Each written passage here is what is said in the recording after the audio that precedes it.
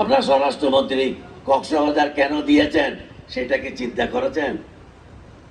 সেটা চিন্তা করেছেন? আমাদেরকে শুদ্ধ হয়ে চলতে হবে, যাতে 1 মাস 2 মাসের ভিতরে আস্তে আস্তে চলে যায় সেভাবে একটা অবস্থা সৃষ্টি করতে হবে। এটা আপনাদের পক্ষ থেকে আপনারাও আমাদেরকে সাহায্য করেন, আইন শৃঙ্খলা বাহিনীকে, এবং আইন শৃঙ্খলা বাহিনীকেও তিনি নির্দেশ দেবেন এই বিষয়গুলিকে সিরিয়াসলি দেখার জন্য।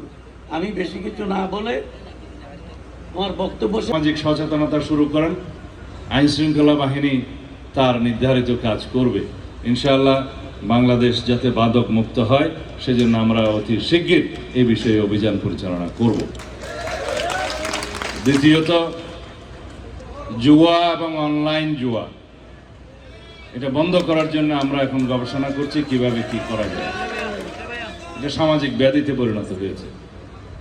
তারপরে বাংলাদেশের, আমাকে বলতে দেন, বাংলাদেশে এই কয়েকটি অঞ্চল আছে যেখানে মানব পাচারের বিষয়টা চলে এসছে সামনে, তার মধ্যে টেকনাফ, উখিয়া, কক্সবাজার এগুলো আছে।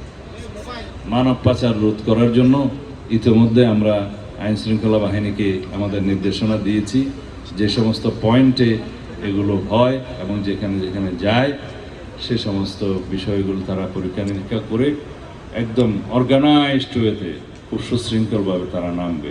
সুতরাং মানব পাচার বন্ধ করার জন্য সরকারি উদ্যোগ থাকবে, আইন শৃঙ্খলা রক্ষাকারী বাহিনীগুলো তাদের নিজস্ব অভিযান পরিচালনা করবে, আপনারা সহায়তা করবেন।